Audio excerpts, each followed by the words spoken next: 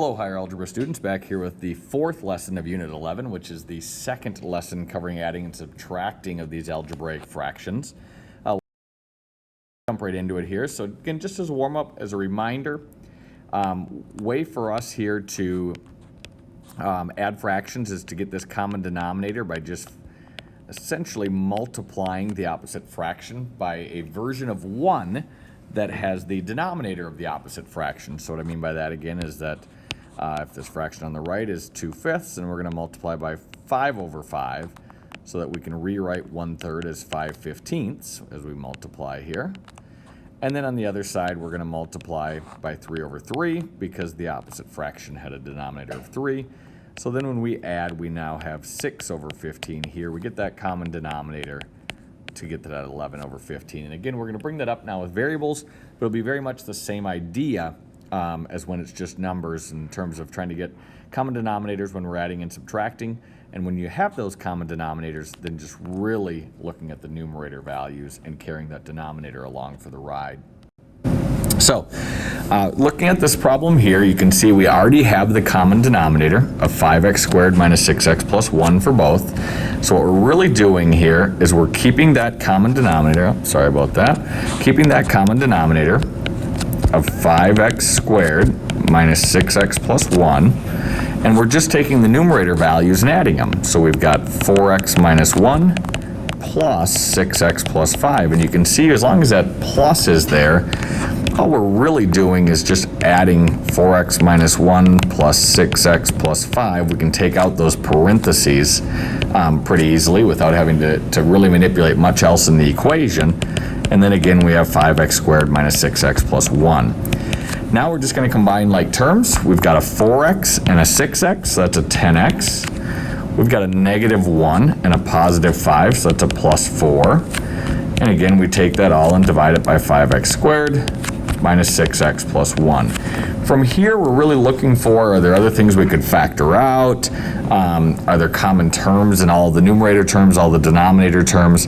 And in the end, we really are just stuck at 10x plus 4 over 5x squared minus 6x plus 1, no matter how hard we try to really try and simplify out more.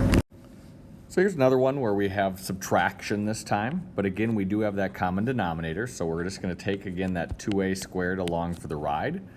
And then these terms now, I won't rewrite with parentheses, but I will point out here that with that subtraction, we do have to factor in that that subtraction gets carried out to each one of these. So again, that's a minus 2y, but now it's a minus -10, so that ends up being a plus 10.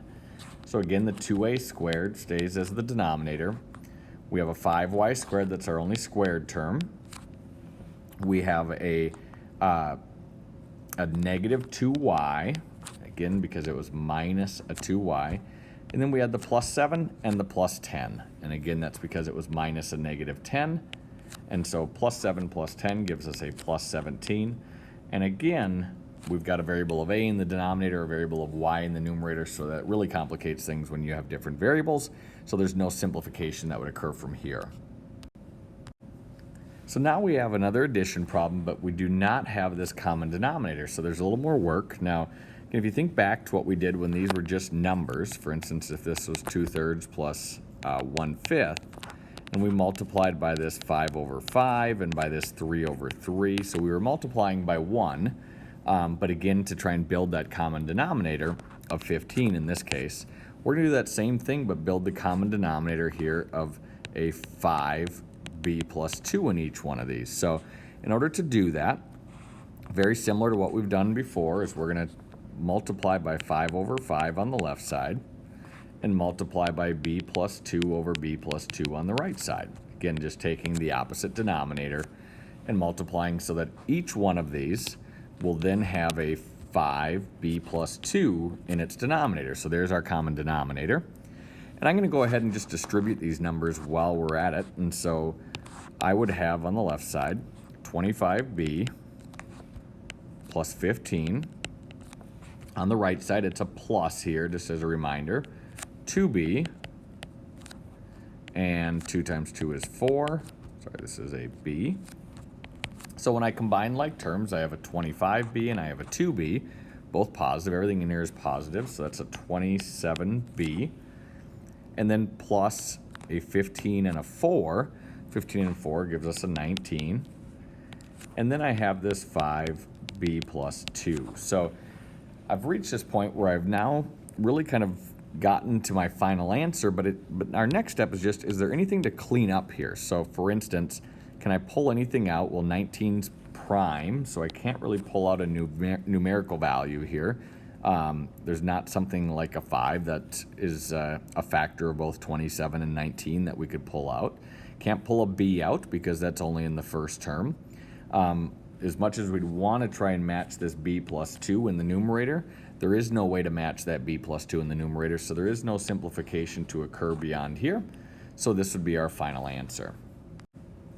So here we have another example where we have subtraction and we have these unlike denominators again. So what we're going to do is make these denominators common by multiplying by a d minus 4 over d minus 4 on one side, by a d plus 1 over d plus 1 on the other side.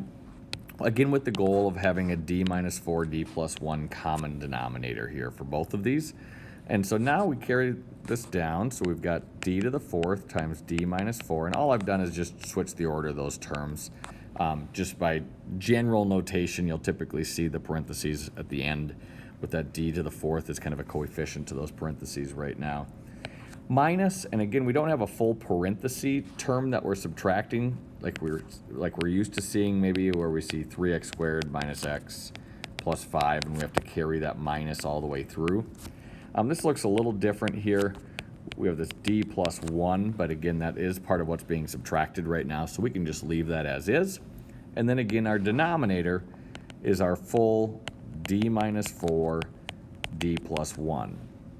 Now, when we look at this, we'd love to be able to reduce a little bit, but the problem is the d minus 4 is only in the first term, and the d minus 4 is the whole denominator here. The d plus 1 is only in the second term. The d plus 1 is in the whole denominator, so we actually can't really simplify it all here. So it's not like we see if it was just d plus 4 and a 3 in front or something and a d plus 4. In this sort of situation, this does simplify out, but it's complicated by these terms being combined through subtraction. And so right now, we're just going to leave it at that. We can talk about that more later, but the notion here of trying to simplify is there's really just no way to go further because we have this kind of a complicated situation with the subtraction there.